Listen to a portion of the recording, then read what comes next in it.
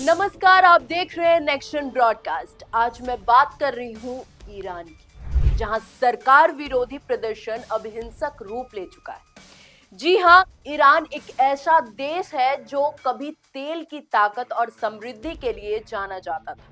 आज आग, आक्रोश और आजादी की मांग में जल रहा है। सबसे पहले समझते हैं कि मुद्दा क्या है, प्रदर्शन क्यों हो रहा है।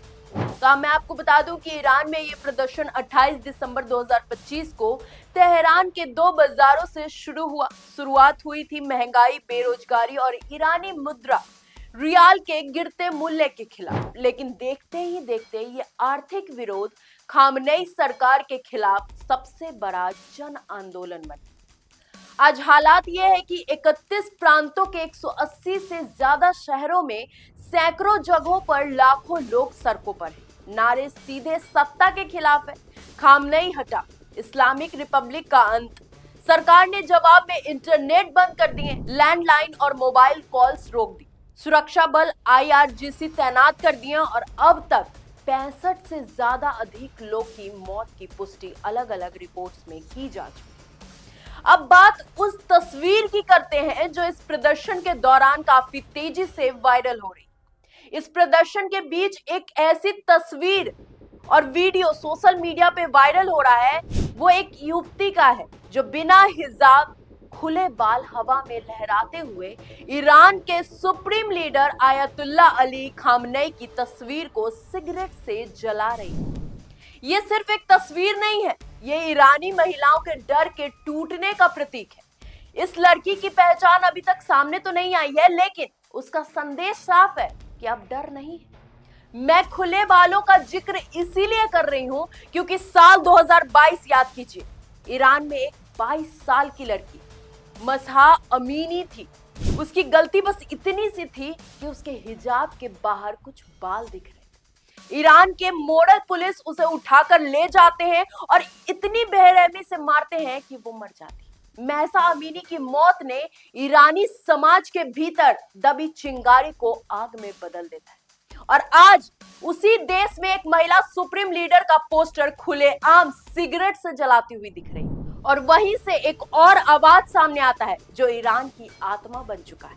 प्रदर्शन के दौरान एक महिला चिल्ला चिल्ला कर कहती है कि मैं डरती नहीं हूं, मैं 47 साल पहले ही मर गई थी जब मुझसे आजादी छीन ली गई। अब डर खत्म हो गया है, इतना मत डराओ कि डर ही खत्म हो जाए। और सच में आज ईरान में डर खत्म होता दिख रहा है। अब सवाल यह है कि आखिर आज ईरान क्यों जल रहा है। इसके कारण कई हैं। ऐतिहासिक स्तर पर गिरती अर्थव्यवस्था, बेरोजगारी चरम पर है और महंगाई बेकाबू है। अंतर्राष्ट्रीय प्रतिबंधों से जर्जर देश बन चुका है। जिस ईरान के पास कभी तेल था, पैसा था, ताकत थी, आज वहां युवा भविष्य में खाली। इसी डर से सरकार ने इंटरनेट बंद कर दिया, फोन लाइनें काट दी ताकि आवाज दुनिया तक नहीं पहुंच पाए। अब बात करते हैं कि क्या ईरान में सत्ता परिवर्तन होने वाला है। यह सबसे बड़ा सवाल है, क्योंकि अगर आपके जहन में यह सवाल आता है कि अमेरिका और इजराइल आज ईरान की जनता के इतने हमदर्द क्यों दिख रहे हैं, तो इसका जवाब है परमाणु बम।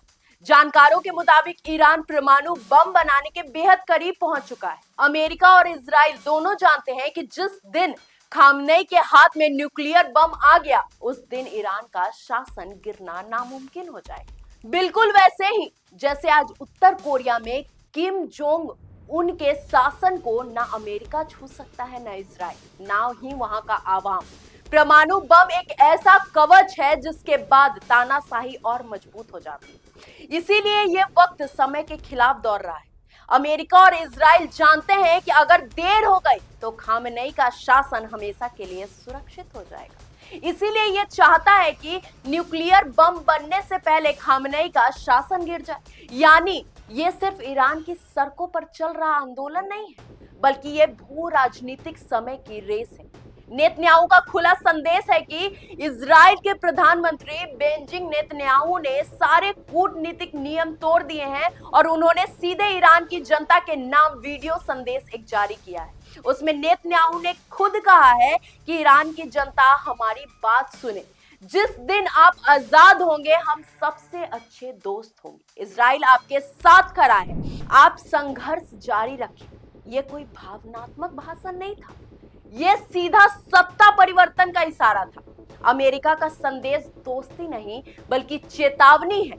वही अमेरिका बार बार कह रहा है कि अगर ईरान में जनता के साथ बर्बरता हुई तो हम कुछ करेंगे, हम सामने आएंगे। ध्यान दीजिएगा, यह सिर्फ दोस्ती का पैगाम नहीं है, ये ईरान की फौज के लिए इनडायरेक्ट मैसेज है। और मतलब साफ है कि अगर आपने खामनेई के कहने पर जनता पर गोलियां चलाई तो हम सामने खड़े होंगे, लेकिन अगर आप जनता के साथ खड़े हो गए तो आप सुरक्षित रहेंगे। यानी ईरानी सेना को दो रास्ते दिखाए जा रहे हैं, या खामनेई के साथ खड़े रहो या फिर खत्म हो जाओ, या जनता के साथ खड़े हो जाओ और बच जाओ।